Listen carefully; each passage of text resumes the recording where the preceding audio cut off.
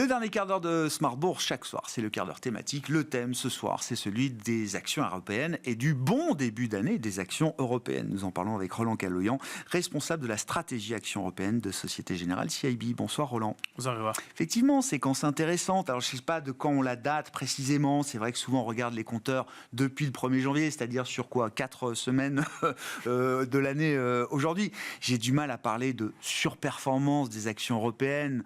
J'aime bien l'idée d'un rattrapage, d'une reprise, mais c'est vrai quand même que sur quelques semaines, avec en plus un euro qui s'est un peu réapprécié, on arrive à faire mieux que d'autres indices, à commencer par les indices américains. Qu'est-ce qu'on peut dire de cette séquence ? Et c'est peut-être l'occasion de faire un petit point sur les fondamentaux, comme on dit, du marché d'actions en Europe. Roland. Alors, je ne vais pas m'en plaindre, parce que je suis responsable de la recherche stratégie Action Europe. C'est votre camp. Exactement. Donc, effectivement, ça fait pas mal de mois, même d'années maintenant, qu'on a une sous-performance systématique de l'Europe par rapport aux États-Unis. Il ne faut pas s'enflammer, ça fait un mois, mais on sent effectivement quand même qu'il y a des questions, les investisseurs qui commencent effectivement à se poser des questions sur la place que devraient avoir les actions européennes à nouveau dans un portefeuille diversifié, global.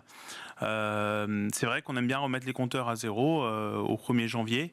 Bon, là on a quasiment fini le mois, donc on peut dire que les actions européennes ont gagné le premier round, mais ça va être un long match, il va être un très long match, il va y avoir 12 rounds pour continuer à être au-dessus des marchés actions américains. On a senti aussi avec DeepSeek que ça peut aussi tergiverser côté américain, que peut-être que les valorisations commencent à être un petit peu tendues, qu'il y a beaucoup d'attentes. Et au-delà de la valorisation, je trouve que la problématique, c'est le positionnement. Tout le monde est aujourd'hui... Dire que c'est pas cher, il n'y a rien de neuf sous le soleil, quoi. C'est pas cher et c'est au plus bas historique. Ouais, on aurait pu déjà sortir l'argument en 2024, en 2023, en 2022. Lendemain de la guerre, on a eu un décrochage, l'Europe par rapport aux États-Unis encore. Donc on voit que l'argument de valorisation, un jour il va fonctionner, c'est sûr. Mais on a besoin d'avoir des catalystes. Et si on regarde le positionnement, juste là-dessus, Roland, effectivement, vous avez quand vous dites, on a de plus en plus de clients qui s'interrogent, qui réfléchissent à la place des actions européennes dans leur allocation, ça c'est quelque chose d'assez nouveau. C'est-à-dire que ces derniers mois, on ne se posait pas vraiment cette question-là. Tout à fait. Et c'est surtout, je pense, après la performance exceptionnelle qu'il y a eu sur le marché américain, si vous étiez déjà très fortement pondéré marché américain début d'année 2024, fin d'année 2024, après la performance que vous avez eue, vous avez encore un biais plus important. Ouais. Et donc là, effectivement, certains commencent à dire... Il faudrait peut-être que je réduise mon biais américain. Alors, je dis pas, attention... non, mais c'est une gestion du risque. Tout à fait. C'est ça. Quand vous avez, mais bien sûr. dans le MSCI World, c'est maintenant 70-75%. J'ai entendu 73, moi. Oui. Voilà, donc c'est le chiffre entre les deux. Ça fait quand même, on se dit, est-ce qu'on a envie d'avoir... Est-ce que je vais jusqu'à 100%, quoi ? Sachant que dans le marché américain, dans les indices américains, il y a une concentration aussi. Donc il y a une double concentration géographique d'abord, donc vous êtes très US, et ensuite à l'intérieur de votre poche US, vous êtes sur les grandes valeurs tech. Mais ça veut dire, parce qu'on va parler des catalystes potentiels qui pourraient faire tourner ce positionnement ou qui pourraient convaincre ceux qui réfléchissent à redonner de la place à l'Europe, les convaincre définitivement de le faire. Le premier argument, c'est peut-être le risque qu'on porte en étant sur le marché américain, exposé dans cette ampleur-là sur le marché américain. C'est-à-dire, le premier avantage dans ce match de boxe en 12 rounds, c'est ça, c'est peut-être la faiblesse de l'adversaire. Ou l'idée que l'adversaire peut à un moment, enfin que le marché américain, j'appelle ça l'adversaire, mais que le marché américain pourrait subir à un moment peut-être une faiblesse ou révéler certaines fragilités.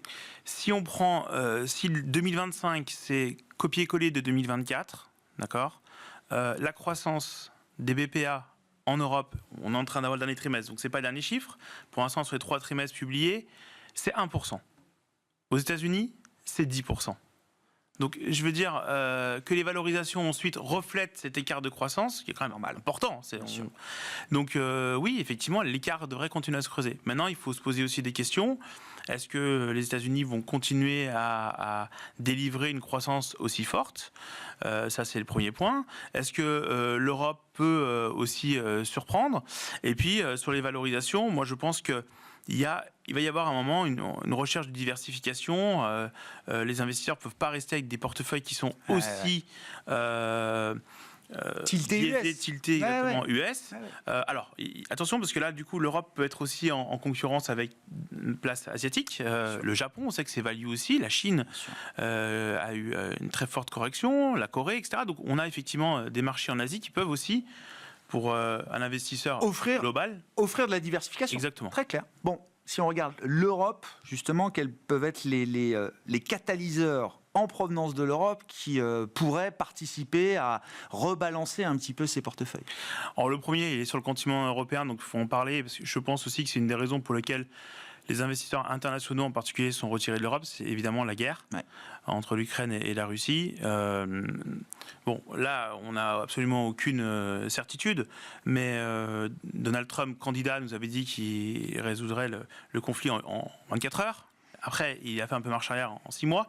En tout cas, si on va dans ce sens-là, s'il y a un cessez-le-feu, s'il y a des discussions qui se mettent en place entre les deux camps, on sait aussi que les Américains jouent un rôle très important en finançant l'Ukraine, donc ils ont aussi la possibilité dans la négociation.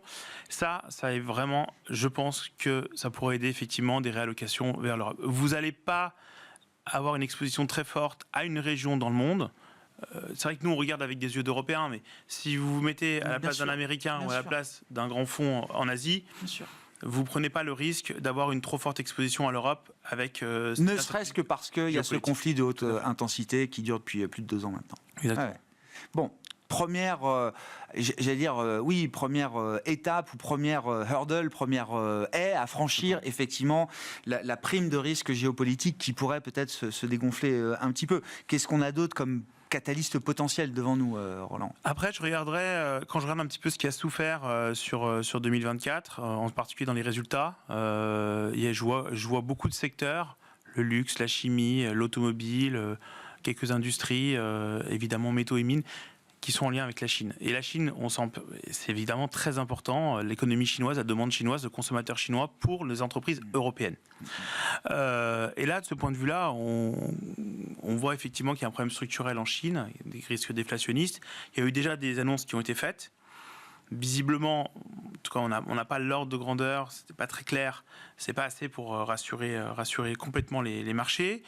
On ne le voit pas encore, ça prendra certainement du temps sur les résultats.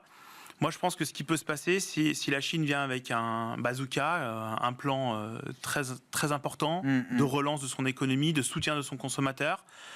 Alors, il y avait les élections américaines, c'est peut-être une raison pour laquelle, effectivement, ils y sont allés, mais tout en gardant peut-être un peu sous la pédale. Les élections sont passées. Maintenant, Trump est au pouvoir. Il avait menacé de taxe de douane de 60%. Et la Chine attend peut-être de voir comment que Trump clarifie un petit peu cela pour essayer effectivement d'avoir une annonce. La date que j'ai en tête, la prochaine date, alors je ne sais pas s'il y aura des annonces, mais en tout cas le 5 mars, il y aura le nouveau congrès. Ça peut être effectivement un moment où il y aura des annonces qui peuvent être faites, mais après effectivement ça peut être plus tard. Et ça, je pense effectivement si le gouvernement chinois arrive à rassurer les marchés en disant voilà, on va y aller, on va supporter notre économie, on va supporter notre consommateur. Je pense que là aussi, l'Europe, pour le marché européen, en bénéficierait plus que les Américains. J'entends. D'autres catalystes? Dans la liste, qu'est-ce qu'on peut imaginer? Non, le dernier, c'est un peu ce qu'on a vu les 15 premiers jours de l'année, c'est-à-dire le marché qui se fait un petit peu peur sur l'économie américaine. On a une économie américaine qui va très très bien. Et là-dessus... Donc là, c'était la séquence tôt, hein. C'est ça, sur les 2 premières semaines de janvier, effectivement. Et du coup, on se dit, on a une économie qui va bien, un marché de l'emploi qui est avec un chômage qui est très bas. Rajoutez là ça les baisses de taux d'imposition, la dérégulation, des taxes de douane et une politique migratoire restrictive. Tout ça, ça pourrait effectivement...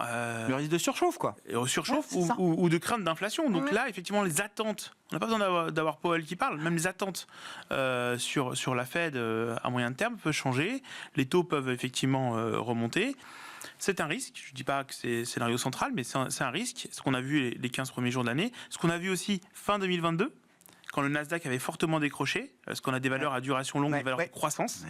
Voilà. Et l'Europe s'était beaucoup mieux comportée et avait surperformé durant cette séquence. Value, duration plus courte. Exactement. C'est ça.